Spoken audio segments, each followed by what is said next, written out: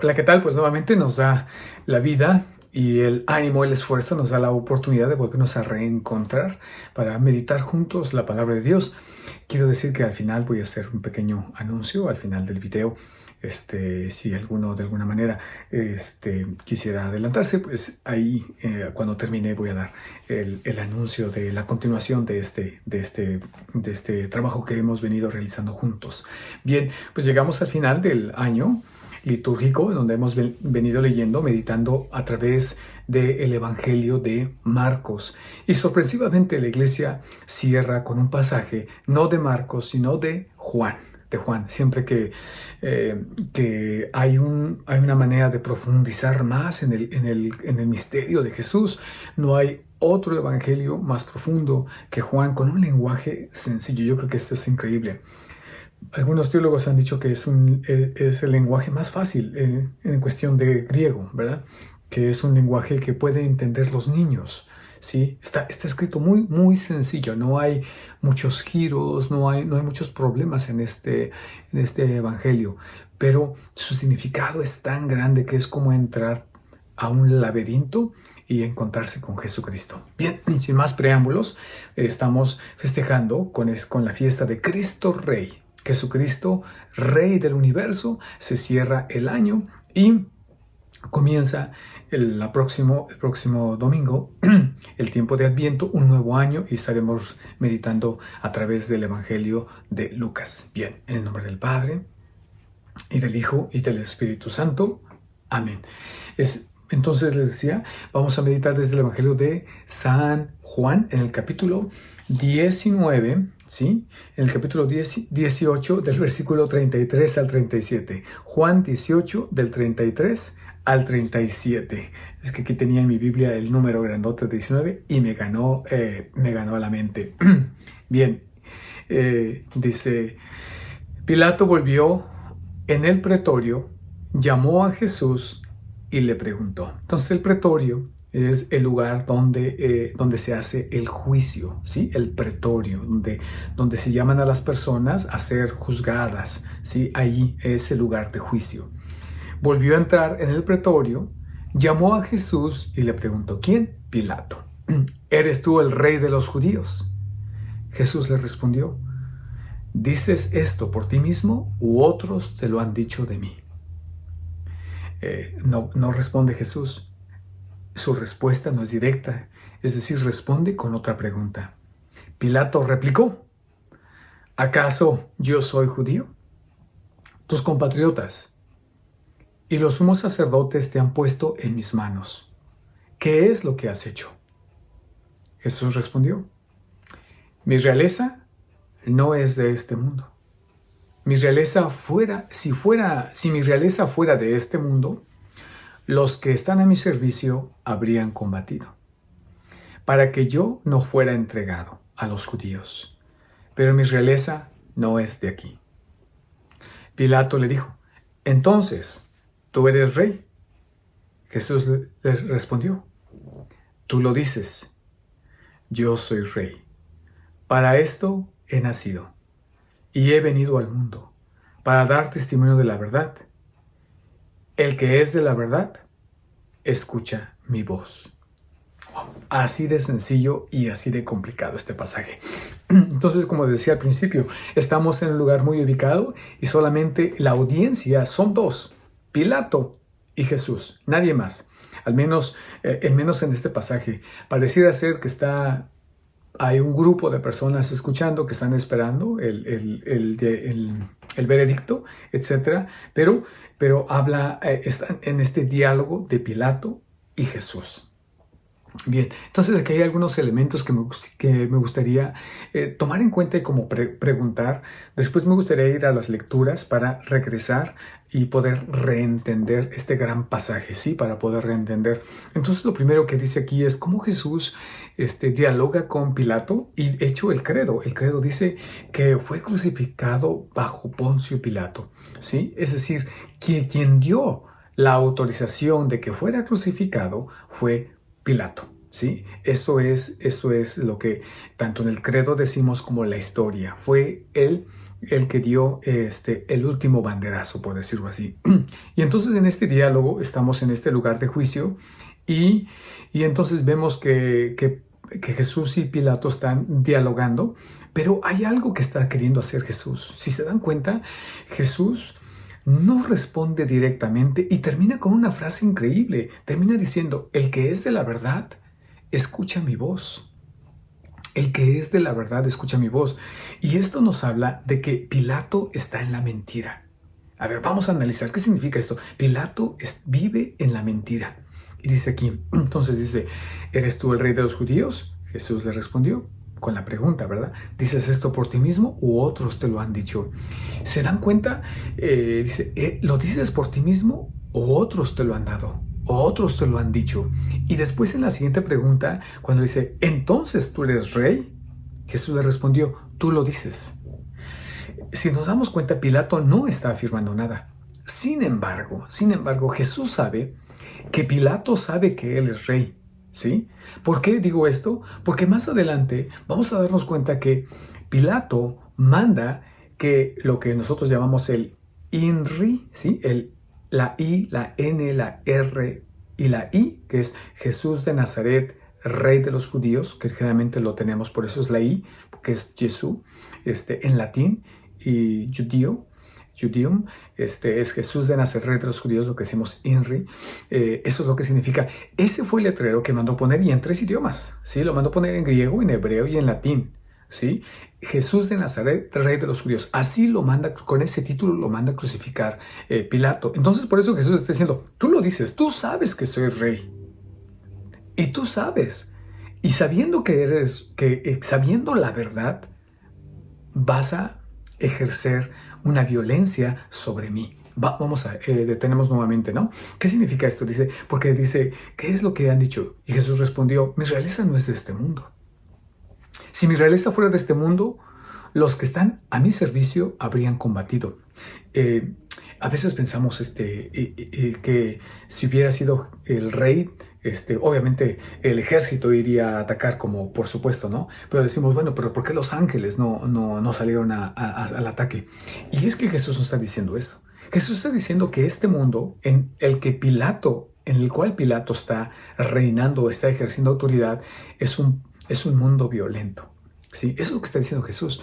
Y que si él fuera rey de este mundo, que si él fuera el rey al modo de cómo se está ejerciendo la autoridad, hubiera violencia. Él mismo hubiera visto que sus servidores, ¿verdad? Los que están a su servicio habrían combatido, pero él habla de la no violencia. Su reino no es un mundo violento.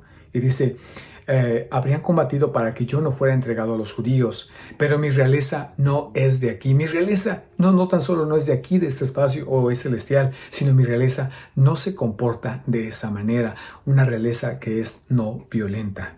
Pilato le dijo entonces tú eres rey. Jesús le respondió, tú lo dices. Es lo que decíamos, ¿no? Pilato directamente no lo está diciendo.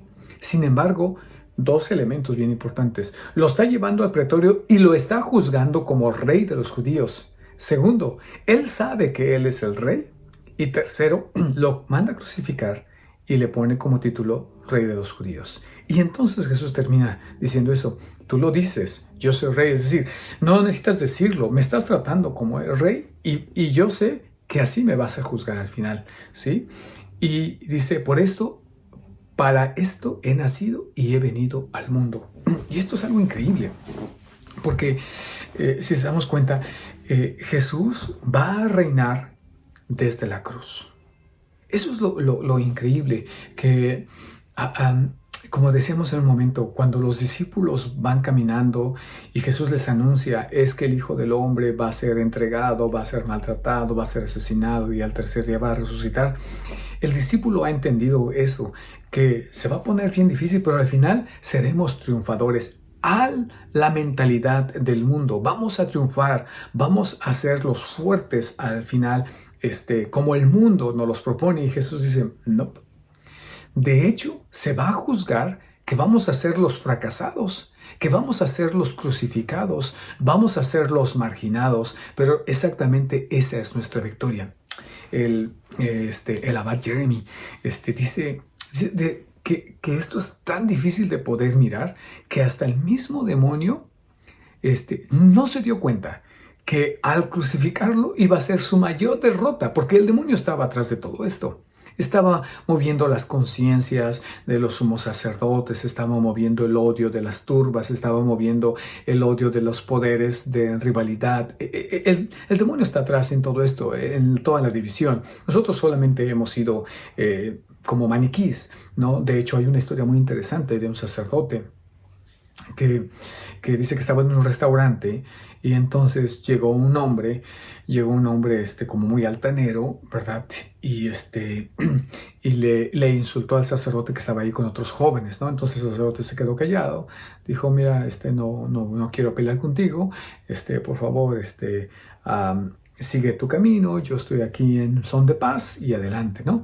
Entonces este hombre lo insultó más y se fue a comer y después pues ellos estaban terminando de comer, se fueron y al irse pagaron la comida de los que lo habían venido a retar.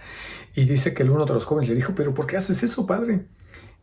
¿Por qué todavía de que te va a insultar, todavía le pagas la comida? ¿Qué se cree este hombre? Y el padre le dijo, mira hijo, no es ese hombre, es el demonio que quería venir a tentarnos, el demonio que quería venir a provocarnos y que estaba utilizando a esa víctima. Mire, a mí me impactó ese testimonio, ¿verdad? Porque de repente uno se engancha en la rivalidad, se engancha uno y no se da cuenta que hay poderes atrás, ¿verdad? Que nos hacen creer que estamos haciendo bien, que estamos ejerciendo la justicia o que estamos peleando algo honesto y justo. Pero Jesús dice, no, desde ahí jamás se va a poder reinar. Y muchas veces vamos a vernos como los tontos, ¿sí? Vamos a vernos como los tontos, vamos a ver como las personas que abusan de nosotros, pero esta es una nueva manera de entender la realidad. ¿Y cómo vemos todo esto?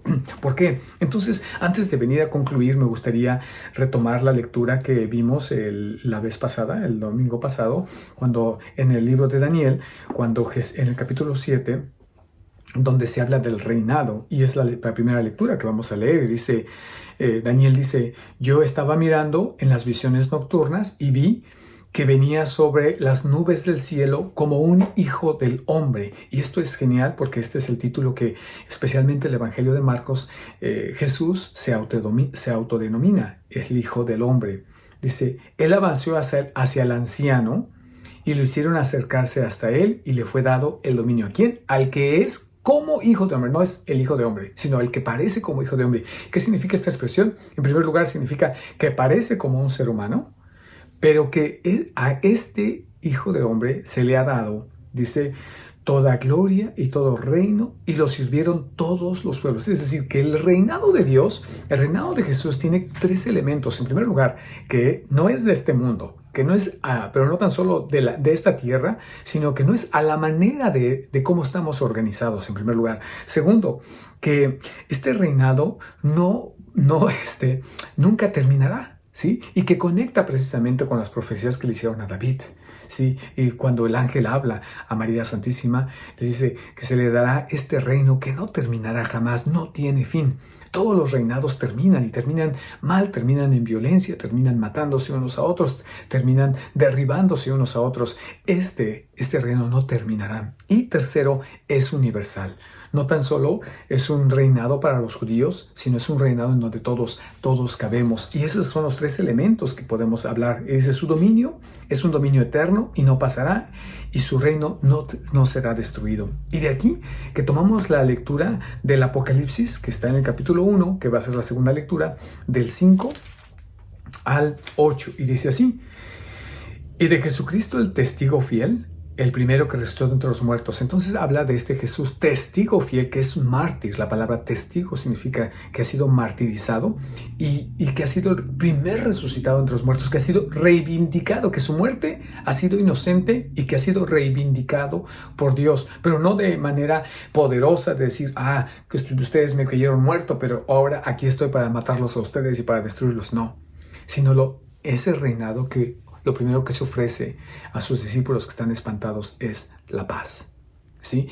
Y esto es algo muy, muy importante, que cuando venimos a este mundo, y por eso reinamos de esta manera, voy a empezar a concluir, es que venimos con muchos miedos, venimos violentados, venimos siendo rivales y venimos con mucha vergüenza. Y entonces, ¿qué se espera cuando alguien tiene miedo? Quiere ser poderoso. No se sabe hijo de Dios, no conoce su identidad, entonces tiene que crear una identidad, proteger esa identidad, ese miedo. Por eso vemos cuando Dios camina sobre el jardín y le dice, ¿dónde estás? Le dice a Adán, y le dice, me escondí porque tuve miedo. ¿Sí? Escuché tus pasos y me escondí porque tuve miedo. ¿Quién? Y que es porque estaba desnudo, miedo y avergonzado. ¿Quién te dijo que estabas desnudo? ¿Acaso comiste del fruto que yo te prohibí? Allá en Génesis 3:9. ¿Acaso comiste el fruto que te prohibí? La mujer que tú me diste, es decir, incluso tú eres mi rival. El ser humano entra, si algo tenemos claro, es que entra en rivalidad incluso con el Dios mismo, ¿sí? En continua lucha con Dios. Y Dios viene precisamente a este mundo, dice, a eso he venido y para eso he nacido. He venido a instituir una nueva manera de ser humano. Por tanto, ser cristiano no solamente es ser alguien nice, ser alguien bueno, sino es una transformación de mente, de corazón, una transformación de ver la vida. Y esto no se logra como un esfuerzo. Esto se logra en una continua, como estamos haciendo, en una continua meditación de la palabra, que la mente de Cristo sea nuestra mente. Y esta lectura nos va transformando, y para eso vamos a la Eucaristía. La Eucaristía es aquel momento donde venimos todos, ¿verdad? Como grupo, no hay clases sociales, venimos todos como comunidad, todos nos reconocemos pecadores, todos nos juntamos a la escucha de la palabra, todos ofrecemos lo que tenemos de nosotros, lo mejor de nosotros, nuestra limosna, nuestro pan, nuestro vino lo ofrecemos, el sacerdote lo toma, que es en persona de Cristo, la toma, y después de ofrecerla a Dios, esto que ofrecemos, Él lo transforma y viene como una metamorfosis, ¿sí? Lo transforma, una metamorfosis, así como si fuera una mariposa, ¿no? Después de un gusano a algo totalmente diferente. Y es en ese caminar, y después nos unimos a Jesús a través de la Eucaristía. Esa es la manera en que Dios va reinando en nuestras vidas, ¿sí? A veces ya me he comido la lectura, pero ahorita la termino de leer y termino de concluir. Dice, mejor, ¿verdad? Dice, y de Jesucristo, el testigo fiel, el primero que resucitó entre los muertos, el Rey de Reyes de la tierra. Y esto es algo bien importante, el Rey de Reyes de la tierra.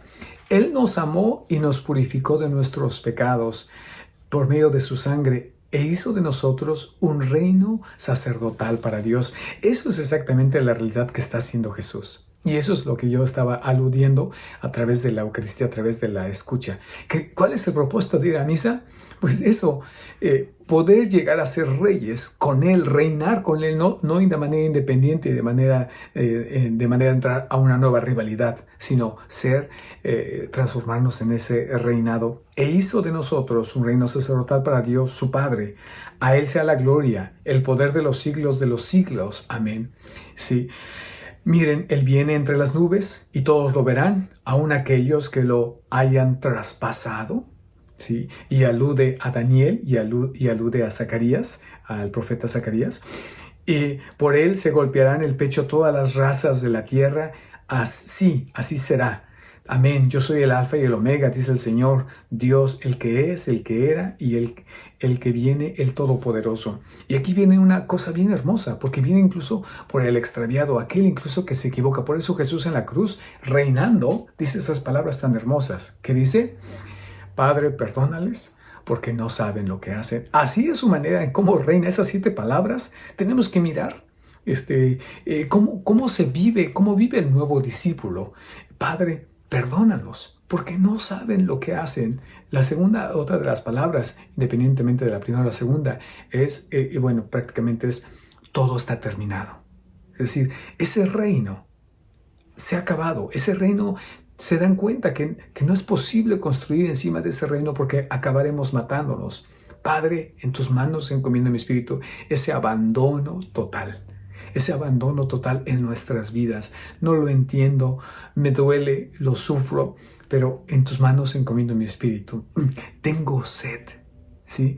Dichosos los que tienen hambre y sed de justicia, porque serán saciados. Que no nos cansemos, no moramos en la desesperación de que eso no va a ser posible, ¿sí?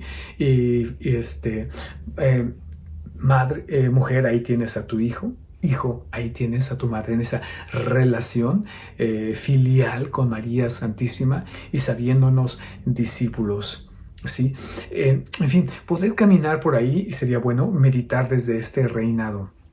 Ahora, una palabra más, ¿verdad? Una palabra más que me gustaría decir. Cuando hablamos de reinado, muchas veces como que estamos ajenos porque lo que hemos conocido es un reinado, es una monarquía absoluta en donde solamente una persona que no tenemos que olvidar, una persona pecadora, una persona quebrada en su interior, es la que está reinando. Y de hecho, ese es el pensamiento de los seres humanos. ¿Se acuerdan en el primer libro de Samuel?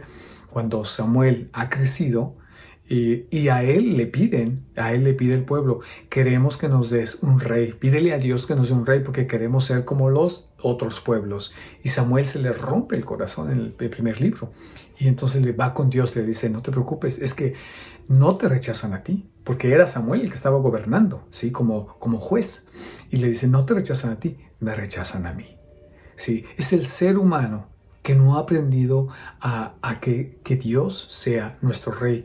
Y entonces, cuando hablamos de reinado, hablamos de monarquía, pues solamente tenemos estos grupos que el ser humano pidió y ha construido, pero que no han sabido ejercer desde Adán, que fue rey, profeta y sacerdote, no ha sabido ejercer ese ministerio, hasta ni el rey David, aunque encontramos uno de los corazones más hermosos, pero al fin ser humano, y solamente lo podemos ver en el Rey de Reyes, que es Jesús, en donde se ve toda la plenitud. ¿Cómo es ese reinado que Él quiere? Entonces, yo creo que 2 conclusiones de una manera muy sencilla. 1, tendríamos que preguntar, ¿quién está reinando en mi vida? Porque Jesús ha nacido para eso. Jesús ha venido al mundo para reinar en mí. Y yo creo que es importante que hagamos un inventario de nuestra vida, de nuestras decisiones. Y la verdad, que no nos espante si en este momento no estamos haciendo las decisiones más correctas. Que no nos espante, ¿verdad? Al contrario, debería de espantarnos cuando sentimos que vamos por el buen camino, ¿sí? Porque muchas de las veces esa es la mentira del demonio: hacernos creer que estamos en lo correcto, hacernos creer que no necesitamos de conversión, hacernos creer que nosotros poseemos la verdad, y entonces nos atascamos. Hermanos, hermanas, siempre estaremos extraviándonos porque nuestro corazón es humano y siempre necesitaremos de que Jesús sea el que venga a reinar en nuestra vida, de que Jesús venga a salvarnos. De que continuamente busque el nuevo amor de Jesús. En estos días en la lectura, especialmente el lunes, cuando leíamos el libro del Apocalipsis en el primer capítulo y el segundo capítulo con la carta a Éfeso, decía, lo leo de alguna manera muy, muy sencilla, porque es una carta muy fuerte que siempre, en el capítulo 2, siempre ha tocado mi corazón, y dice: conozco tus obras, tus trabajos y tu constancia. Sé que no puedes tolerar a los perversos. Has puesto a prueba a quienes usurpan el título de apóstoles y comprobaste que son mentirosos. Sé que tienes constancia y que has sufrido mucho por mi nombre sin desfallecer. Dice, mira, eres una chulada. Has estado ahí trabajando muy duro, has aguantado tantas cosas, has sido perseguido, tienes un deseo grande en tu corazón, un celo muy grande. Y dice, y has trabajado muy duro, estás cansado. Y dice, en versículo 4, Apocalipsis 2, 4, pero debo reprocharte que hayas dejado enfriar el amor que tenías al comienzo. Pero debo reprocharte que hayas dejado enfriar el amor que tenías al comienzo. Y yo creo que esta es la clave. Y esta es la clave siempre, siempre en la manera cristiana. No es acerca de una rectitud moral, sino más bien, y que se requiere, por supuesto, pero que no es lo más importante y que no es lo primero y que no es lo esencial. Lo cual voy a repetir, y no que no sea importante, sino que no es la manera de comenzar, porque cuando se comienza por una rectitud moral, vamos a crecer como fariseos, vamos nosotros a imponernos en la verdad y no vamos a necesitar salvación, sino que comienza uno con el amor. Hay una frase que me gustaba que dice mucho Scott Hahn, que dice, el amor sin el sufrimiento es imposible.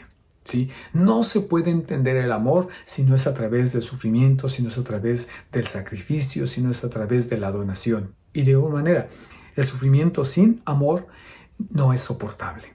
Entonces, vivir de una manera cristiana, ¿verdad? Sin amor, sin sentido, se va desgastando uno y se va vaciando. Bien, pues hacia allá es todo nuestro caminar.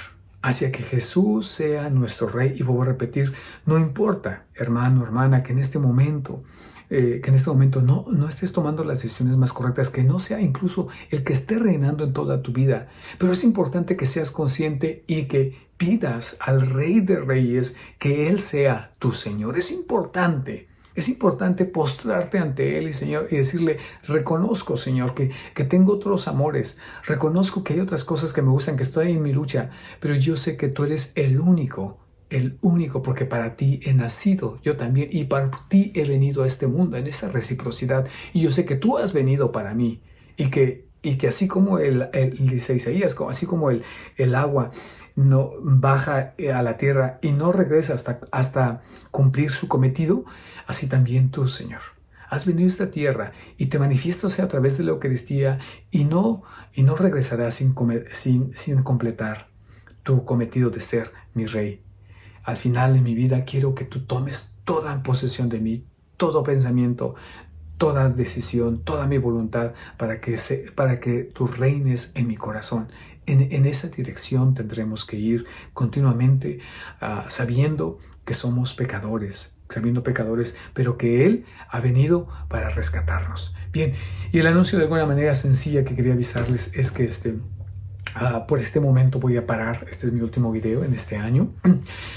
No por otra cosa, sino porque he estado un poquito lento escribiendo la disertación del doctorado y necesito enfocarme porque este mes y medio que me queda necesito entregar por lo menos el borrador de 2 capítulos y no, como que no cuajan. Entonces tendré que dedicar toda mi energía. Yo sé que los voy a extrañar y que este es un momento muy importante para mí también, pero necesito que oren mucho por mí para que pueda dar fruto, ¿verdad? Quiero hacer un buen trabajo para después compartirles con todos ustedes, ¿verdad? En dónde estoy trabajando y cuál es el fruto de todos estos ya 3 años de estudio, ¿verdad? En el doctorado, y quiero ahí escribir. Entonces, tendremos noticias, primero Dios, para el próximo año.